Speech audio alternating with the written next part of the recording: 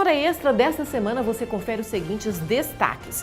Procrastinar atividades é um hábito e mudar o comportamento pode ser o primeiro passo para alcançar excelência na vida pessoal e profissional. Veja os resultados da Semana Nacional de Execução Trabalhista em Goiás, que conclamou os devedores com maior número de processos. E no bloco de entrevistas, o juiz do trabalho, Rodrigo Dias, fala sobre a revista de objetos e a revista pessoal no ambiente de trabalho. Aguardamos você!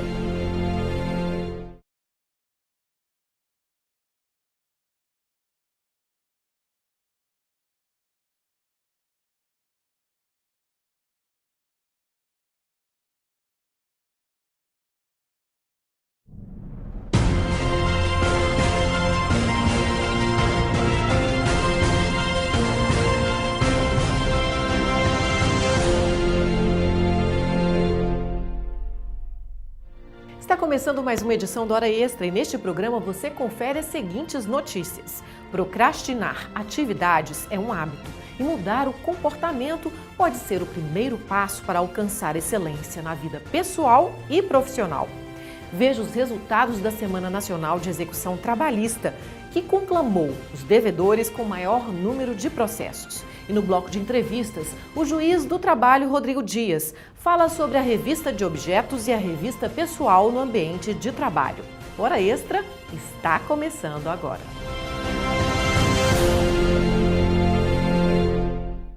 Procrastinar atividades é um hábito e mudar o comportamento pode ser o primeiro passo para alcançar excelência na vida pessoal e profissional. Centenas de e-mails acumulados na caixa de entrada. Pilhas de documentos parados que deveriam ter sido protocolados ou encaminhados. Esses são pequenos exemplos de algo que acontece com muita frequência: a procrastinação de tarefas. Procrastinar é deixar para depois, deixar para a última hora. E muitas vezes dá aquele jeitinho para a coisa sair, colocar mais água no feijão, digamos assim, tá? E acaba sendo comum no nosso cotidiano por uma questão cultural. A gente tem essa tendência de ir adiando algo que nós sabemos que teremos que fazer de qualquer maneira. O consultor do Sebrae Goiás faz um alerta sobre a importância de detectar esse problema e evitar prejuízos no trabalho. O maior indício, onde se percebe mais, é na quebra da produtividade, porque isso tem a ver diretamente com o tempo, o aproveitamento do tempo e a produção geral, né, de uma planta industrial ou de uma pequena indústria, de uma empresa. E à medida que a produtividade não está sendo a melhor, é que se constata que em determinadas áreas elementos estão justamente deixando para depois, não estão cumprindo fidedignamente com a agenda que eles precisam cumprir em prol da empresa, em prol daquele compromisso que ela tem de produzir e entregar para os seus clientes. É importante também saber que esse hábito pode ser causado por situações como medo de errar, má administração do tempo, falta de conhecimento, entre outras. E o treinamento pode ser a melhor saída para acabar com o problema. Para vencer isso, a primeira questão é justamente quem lidera a ter firme uma posição a partir da percepção e de um mapeamento daquilo que está acontecendo naquela seção, naquele departamento, naquela unidade que ele dirige. E é importante também que ele haja com liderança, que ele tenha liderança, para que não caia naquela questão de uma mera implicância. Porque os estudiosos dizem que esse mal, né, de procrastinar, ele não significa exatamente preguiça de fazer. Nos tempos da pós-modernidade, ele tem a ver com a pressão que as pessoas sofrem, com insegurança, com a própria dificuldade que nós temos de administração do tempo. Então é importante que esse gestor, que esse gerente, ele venha a trabalhar essa questão com liderança, ganhando as pessoas para si e não sendo repulsivo, cobrando excessivamente. Veja os resultados da Semana Nacional de Execução Trabalhista em Goiás, que conclamou os devedores com maior número de processos. Só em Goiânia foram agendadas mais de 300 audiências e as 30 varas do trabalho do interior também intensificaram esforços para encontrar bens dos devedores ou incentivar a conciliação. Na capital, o tribunal preparou um ambiente exclusivo com várias salas para realizar os acordos. O resultado desta quarta edição superou as expectativas e movimentou R$ 9.600.000 em acordos trabalhistas, penhoras, leilões e quitação de execuções. De 637 processos incluídos na pauta da semana, foram realizados um total de 312 acordos trabalhistas em Goiás. José Santos dos Reis, ex-empregado da Engil Engenharia e Industrial, trabalhou como servente de obras durante 1 ano e meio para a construtora e teve que ingressar na Justiça para receber os créditos da rescisão do seu contrato de trabalho. Graças à sua participação na 4ª Semana Nacional da Execução Trabalhista, promovida pelo TRT de Goiás, foi possível realizar um acordo com a empresa, no valor de R$ 5.180 e solucionar o problema dele. O senhor acabou chegando a um acordo aqui? Foi. O senhor esperava mais? Nada, esperava não, porque faz dia já. Se esperasse mais é mais difícil, né? O senhor vai ter o dinheiro do seu garantido agora, né? Tem, agora já tem, né?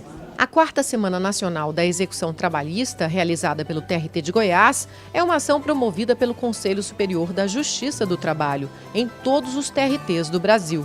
Seu objetivo é solucionar, por meio da conciliação, processos trabalhistas em que a dívida já foi reconhecida em juízo, mas que ainda não foi paga. Para a advogada Érica Belém, a semana traz a possibilidade de entendimento entre as partes para a solução de processos pendentes na Justiça. Achamos melhor fazer o acordo, bem menor do que esperávamos, mas pelo menos na expectativa de ser cumprido, né? Satisfeitos não estamos, mas é assim, né? É melhor um acordo do que uma briga na Justiça. Nós precisamos buscar a concretude da sentença, que é entregar para o trabalhador o bem da vida que lhe foi assegurado. Porque na execução, muitas vezes, os devedores somem, não localizamos endereço, e a autocomposição é a melhor forma de solução do litígio. Conforme dados do Tribunal Superior do Trabalho, há atualmente cerca de 2.100.000 processos em fase de execução na Justiça Trabalhista Brasileira. Durante a 4ª Semana da Execução Trabalhista, o empenho de todos os 24 regionais do trabalho rendeu o pagamento de 654 milhões em dívidas. E no próximo bloco, o juiz do trabalho, Rodrigo Dias, fala sobre as implicações da revista de objetos e revista pessoal no ambiente de trabalho. Aguardamos você.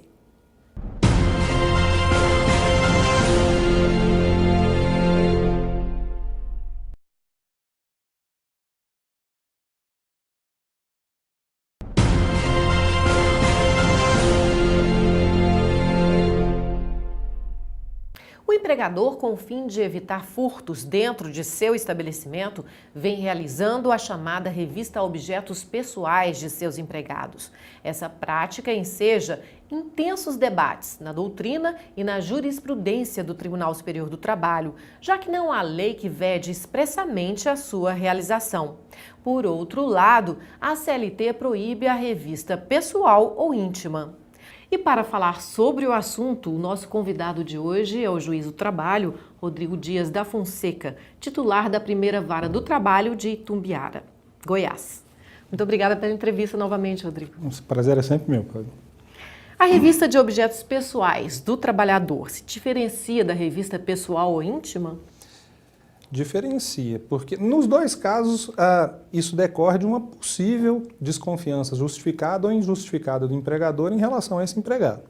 Só que há uma tolerância muito maior no que diz respeito à revista sobre objetos do empregado do que sobre a revista íntima, que implica no contato ou na exposição corporal do empregado, ou seja, numa invasão muito maior da intimidade, da privacidade do empregado. De tal forma que, com relação à revista íntima, as restrições, as vedações, tanto na lei quanto na jurisprudência, são muito mais fortes do que em relação à revista sobre objetos que o empregado possua. E o ato empresarial de revista configura para uns o exercício regular da proteção de seu patrimônio. Isso procede? Depende do caso e de como essa revista vai ser feita. Por exemplo, é praticamente hoje, é quase unânime, eu diria, a noção de que essa proteção ao patrimônio encontra limite na intimidade, no direito à intimidade e à privacidade do empregado, no que diz respeito à vedação da revista íntima. São princípios, a rigor, constitucionais, garantias fundamentais postas em confronto. Uma delas, no caso concreto, quando elas se confrontam entre si, vai ter que ceder mediante o recurso da ponderação, da proporcionalidade. Nesse caso, tem-se entendido que a intimidade, a privacidade do empregado tem um valor axiológico mais forte do que a proteção patrimonial, de tal forma que o empregador, em vez de se valer das revistas íntimas, pode e deve, se for o caso, se valer de outros meios para controle e segurança do seu patrimônio. Com relação à revista íntima, especialmente com mulheres, porque a lei assim estabelece, não tem sido admitido. Agora, com relação às revistas sobre objetos, bolsas, mochilas, etc., e até roupas, a depender de como seja feito, existe uma tolerância, nem sempre é possível, mas existe uma tolerância maior, porque o grau de intromissão, de invasão à privacidade, obviamente, é menor, mas é preciso verificar cada situação para que a gente verifique se há ou não justificativa para esse procedimento, né? A vedação da revista íntima, né, prevista na CLT em relação às mulheres também se estende aos homens? Esse é um tema um pouco complicado. Não há unanimidade quanto a isso. Em 1999 foi inserido na CLT, especificamente como você menciona, no capítulo sobre o trabalho da mulher, uma norma vedando expressamente a revista íntima sobre as empregadas e funcionárias, acho que esse é o texto. Bom, a contrário senso, poderia-se imaginar que então seria possível a revista íntima aos homens, o que não é uma interpretação razoável, evidentemente, né? O que me parece pelo menos que se pretende dizer ali, é que com relação a mulheres, por uma questão cultural até, a vedação é absoluta. Em relação aos homens, pode-se defender que pelo princípio da isonomia, a mesma vedação os alcançaria. É um pouco difícil de afirmar isso, porque se o legislador pretendesse que assim fosse, provavelmente não teria destinado a alteração da CLT nesse aspecto apenas para as mulheres. Mas, de qualquer forma, isso não está a significar, por óbvio, que em relação ao homem a revista íntima está autorizada e que o direito dele à intimidade e à privacidade não existem, diferentemente das mulheres. É claro que isso seria um absurdo. Mas o tratamento dispensado ao homem deve partir do pressuposto da inviabilidade, da vedação da revista íntima, mas há casos, limite, em que eu imagino que isso possa, a depender da forma como essa revista vai ser feita, até admitida. Eu já vi julgados, para ficar num exemplo, em que entrava-se nesse detalhe de não se admitir a revista íntima com o homem no que se refere ao toque no corpo do homem, mas que a exposição corporal dele, desde que não das partes mais íntimas, em algumas atividades que implicasse risco à sociedade, o fato de algum material estar saindo da empresa ou da fábrica, que isso seria admitido. O caso que eu estou me referindo era de um laboratório farmacêutico que fazia a revista íntima visual com os seus empregados, homens, no intuito de impedir que certos medicamentos de uso controlado saíssem das fábricas. E naquele caso concreto, decidiu-se que, feita a devida ponderação, era razoável que aquele tipo de revista fosse efetuado. Essa mesma revista provavelmente não poderia ser feita em relação a mulheres, em que algum outro tipo de procedimento teria que ser tomado, dada a clareza na lei em relação às mulheres. Mas como regra, eu diria que o procedimento deve ser o mesmo para os dois gêneros. Na sua vida profissional como julgador, você já se deparou com um caso para julgar de revista íntima ou de objetos que era polêmico, emblemático? Assim, de alegar, nem sempre é possível comprovar que isso realmente aconteceu, né? Já passou pelas minhas mãos alguns. Que me marcou particularmente, houve um caso específico de duas caixas de supermercado que era feito ao final da jornada um sorteio entre todos os caixas de supermercado, e essas duas moças foram, para a infelicidade delas, sorteadas, E o sorteio era para se submeterem, ver quem seria submetido a uma revista íntima. Elas tiveram que se despir quase que completamente para demonstrar que não estavam furtando da empresa. Essas duas moças, evidentemente, ajuizaram adiante uma ação trabalhista, cada uma a sua, postulando indenização por danos morais decorrentes desse procedimento ilegal e conseguiram provar que isso realmente aconteceu e receberam uma indenização por conta disso.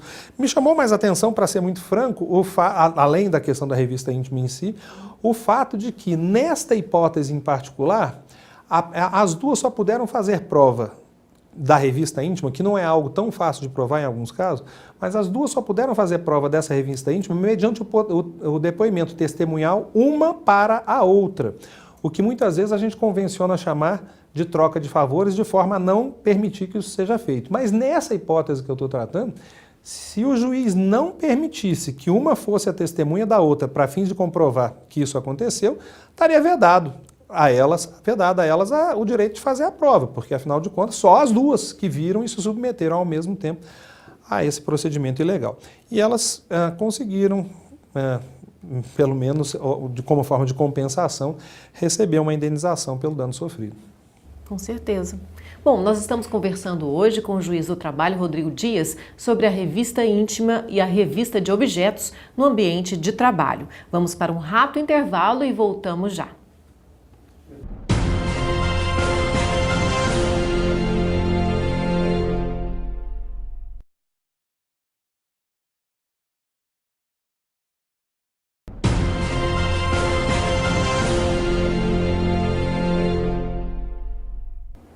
O Hora Extra está de volta. Hoje conversamos com o juiz do trabalho, Rodrigo Dias da Fonseca, que fala sobre as implicações jurídicas da revista íntima e da revista pessoal no ambiente de trabalho. Doutor Rodrigo, quais as penalidades aplicáveis à empresa que procede à revista íntima de seus empregados, já que a lei proíbe esse tipo de revista? Pois é, então a penalidade especificamente prevista na lei, como já dito, só para a revista íntima procedida sobre a mulher, porque a lei tem essa previsão em específico e lá adiante estabelece a multa administrativa para as hipóteses em que esse procedimento seja cometido pelo empregador.